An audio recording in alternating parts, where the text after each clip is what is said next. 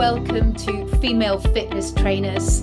I'm Joanne, and today I'm being joined by the awesome Jasmine, who has been a member of Female Fitness Trainers for quite a while now and joined me on Motor Skill Application Specialist.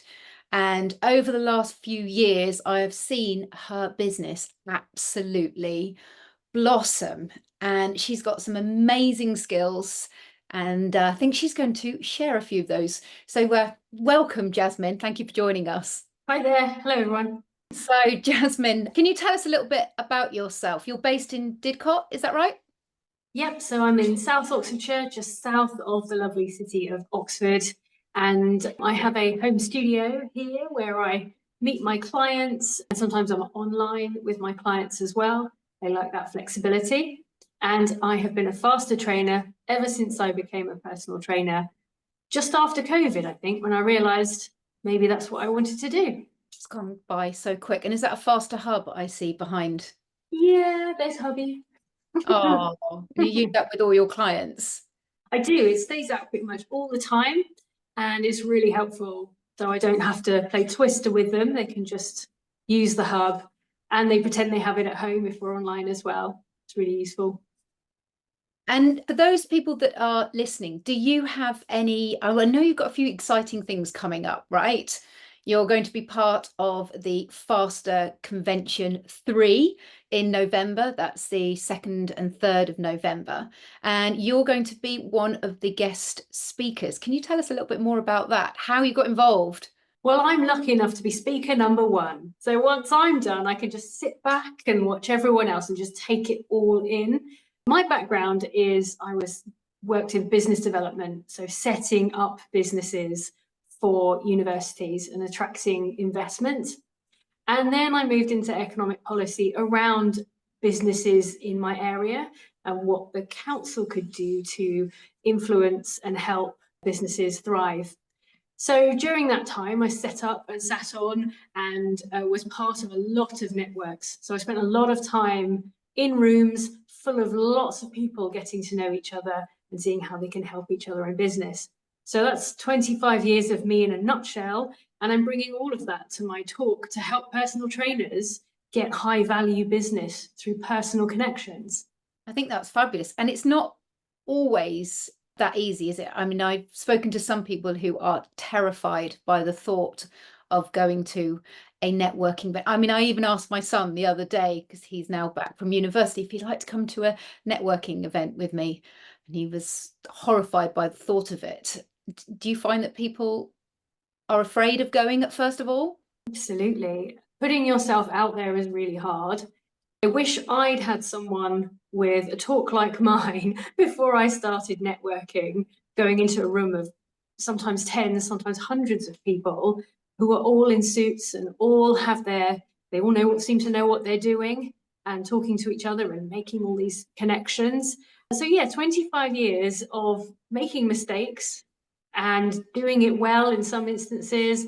I've brought all of that to bear onto this talk so that as a personal trainer, I'm in business. You know, I run a business. It might just be me in my studio, but I'm marketing myself and I am selling and I am making money. Therefore, I'm a business. I should treat this like a business. And so to have someone to give you all of that information to prepare you to go into that room will make it so much easier. And it really is an effective way to market your business if you're looking for high value business, which we all are. And when you were talking about that just then, one of the things that sprung out, you said some of the things that have been a disaster, or without dwelling on that, do you have maybe like one positive, great story, but also one that was like, oh my goodness, and how did you cope with that? Well, I live in Didcot, but at the time I didn't. I lived in Oxford. And it was my first ever networking meeting for the county council, where I was brought in before I even started that role, just to meet all of the councillors. And I ended up saying something about Didcot that I don't think I meant, but I was kind of nervous. And I was actually talking to the council member for Didcot. So that I had to backtrack on that quite quickly. That's what it's like working in a political stance as well. It's even more sensitive. So I learnt my lesson there and many more. And And we laughed about it afterwards. It was fun. that's what I was going to say, because sometimes it's in our head, sort of how something might be horrendous, but actually when something does happen like that, I mean, I'm sure they actually appreciated your honesty. I mean, I live here now, so obviously it can't have been, that bad. And I've met him since, and we still kind of laugh about it. So it was funny. But at the same time, it taught me a lesson about being prepared for networking and for whoever you're going to talk to, and also to keep some of your personal opinions to yourself a lot of the time. So you can be yourself, and that comes across as nice and authentic, but also being professional is important too. Well, there's some great tips just in that sentence. So be yourself, be authentic, but keep personal opinions potentially to yourself. Yep. And do your homework, know the types of people who are going to be in the room. Yep. And anything else? Were there any really memorable moments where you thought, oh wow, this is just a fabulous connection? Sometimes I forget what people do for a living, but I remember how they made me feel when I spoke to them. So, and even going back over the last 20 years, I still remember that person. And it comes later that what they did for a living, but I just remember them as being really useful people to know and kind. Be kind when you're networking, because everyone is kind of nervous. Nobody finds it easy. Even if you knew everyone in the room, it isn't easy. Do you ever sort of scan the room to see who's sort of in groups of two or groups of I always find a group of three feels more open to go and talk to. When there's two, you feel like, You do, you feel like you're butting in.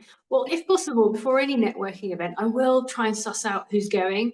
And actually, these days on social media, you can find out who is thinking of attending. And if there's someone you really want to talk to, you can drop them a message beforehand to say, oh, I'm glad you're going to this event. I will make a beeline for you and we can chat.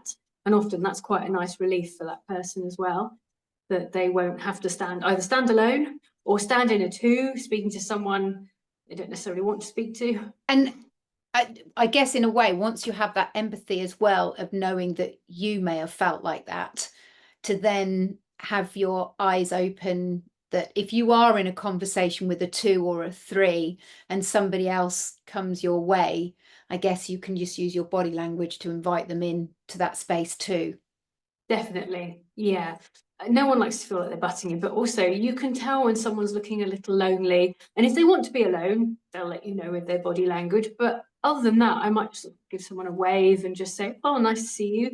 Come over and talk to us. Or stand next to the food and you'll talk to everyone.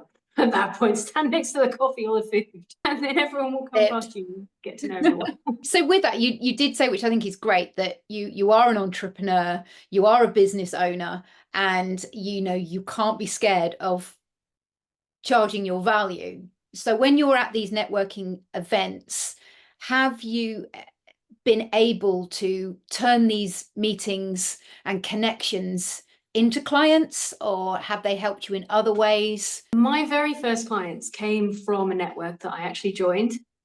So I did my homework and I looked at a network of where the people I was interested in training would be. So you can stratify your clients by what they do, their age, gender, physical conditions, anything. And I was looking for a particular set of people. And so I looked at all the networks in my local area and went, well, I think that is the one for me. And it turned out my very first clients came from that network. So it was really useful for me to join a network of like-minded people in lots of different business areas who all came together because they understand the value of networking. And you can build a lot of trust that way, the more people get to know you. I don't think I've ever got a client from just meeting them once. I think it has to come from building a relationship and that person getting to know what you do and feel confident about your abilities. And it's not always about how much you cost either. I don't think we ever quibble over price. They want you if they like and trust you. I think that's interesting you said forming a relationship as well, because sometimes I've seen people going to events and it's very much like, straight in, here's my business card. And you can see everyone sort of just step back and, whoa, but actually flipping in that. And rather than saying, I'm going there to get a client, but saying, I'm going there and I'm going to see how I can maybe help somebody else in the room, that sort of thing, and building on those connections. That's exactly it. Networking is about how can you help other people? Because what goes around comes around eventually. You know, I've been in meetings which have been about me and been about my business, and actually a thought has come about someone else in my network who would benefit from speaking to somebody they know. And it can seem a little haphazard, but as you do it more, and if you have a strategy, you can see opportunities. And it doesn't have to be creepy either. It's actually genuine that you're interested in other people's business. Well, a lot of the things that you've mentioned, you sort of talked about the preparation before you go and then talking to people and being really invested in what they're saying. But you've also mentioned that follow-up afterwards. And I was wondering, do you have any tips to do it? Because my memory's dreadful sometimes. I mean, do you have a little notebook or, after you've spoken to people, do you like write it down? I think even most people whip their phones out, and I have a QR code on mine, which will take you straight to my contact page. So there's no business card and no trying to type in people's names. It's like just save that QR code or save that link, and then let's touch base. I think the most important bit about networking, there's lots of important bits, but for me, it's always in the follow-up and the consistency of that follow-up. So following up as soon as you've met someone, even like when you get home or even at the meeting, it's just done and dusted then. And you can have a pre-prepared response if it's just you met that person briefly, but if you had a conversation with that person, highlight that conversation. But it's always worth following up, just always. It's good manners, it's good business, and you just never know when those opportunities will arise. It's the one thing you can't control in business. So what are the big, well, I know you can't give everything away because you want people to come and do your talk, right, in November, but are there any little things that you can give people today? Have a plan, basically. Who are you looking to work with? Because as a personal trainer, we could work with anyone, but there will be people that you have more of an affinity with. I tend to think of all my clients are my favorites, but if I've got one who I think those attributes make her a brilliant client, I'll look for other people like that, basically. And you can just jot down notes about the kind of people you want to work with. And it can be formal, it can be informal. It's like a game of Guess Who. He's like, have they got glasses or anything like that? And just keep a note of that. And that's where networking starts. If you know where those people hang out, then everything else that comes along is built on that. Right.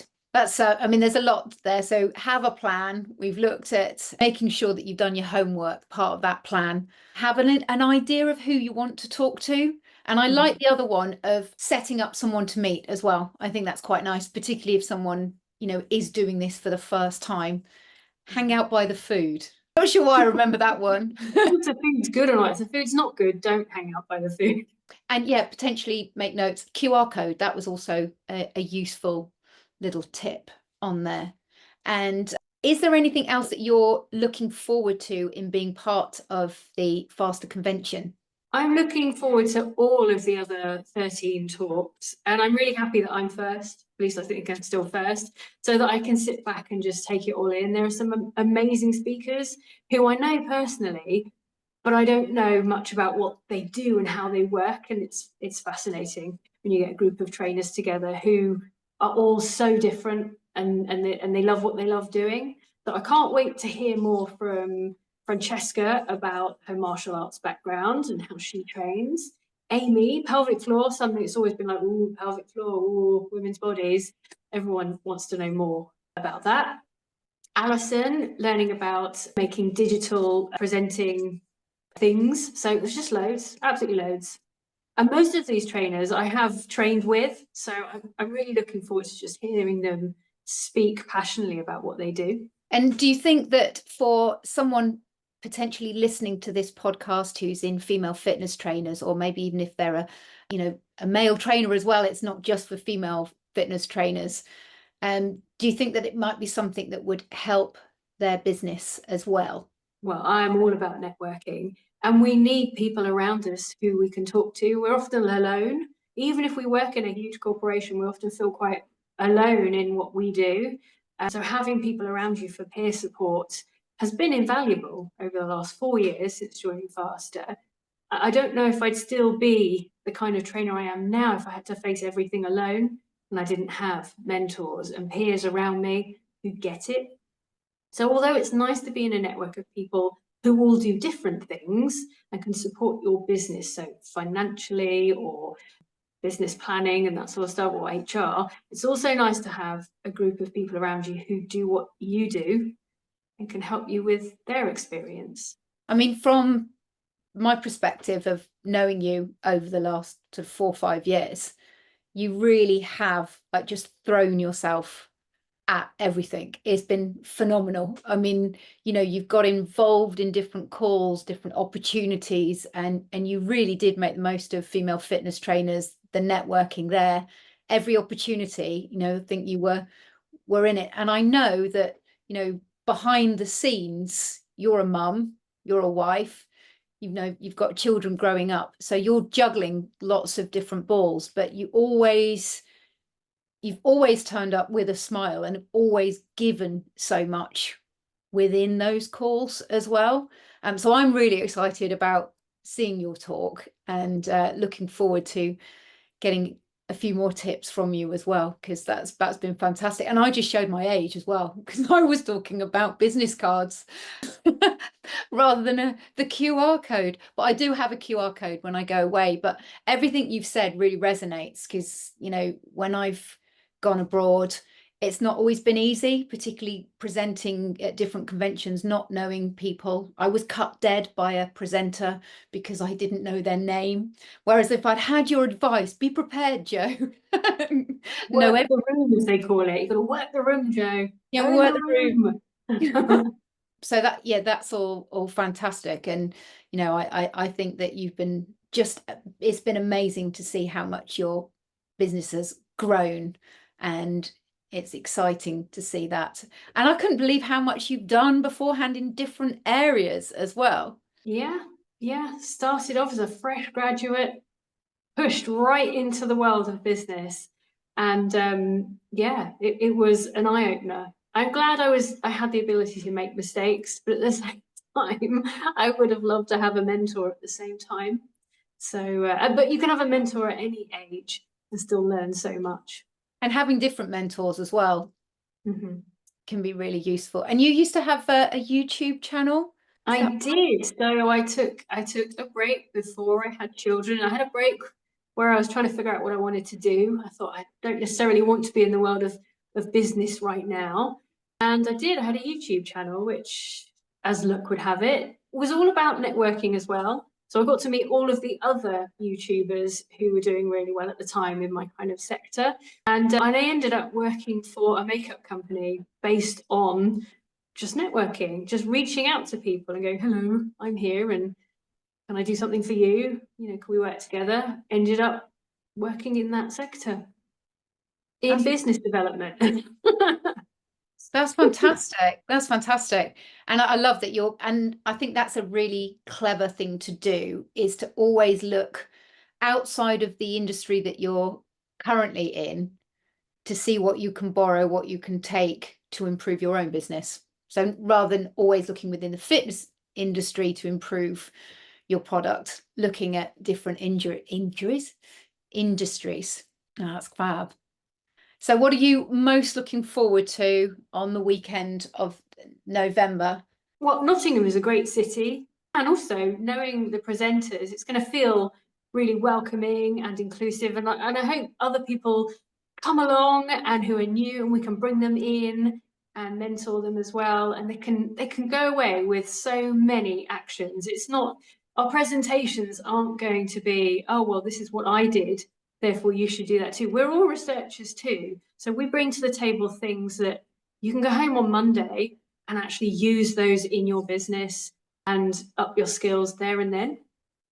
I think that's really key. And everything you said, that they're going to be takeaway, actionable things that you can do. But not only that, it's not so huge that you can't get to know everybody. So even on the Saturday night after all the presentations. I think that's going to be a great place because where maybe we might not get to ask all the questions that we want at the time.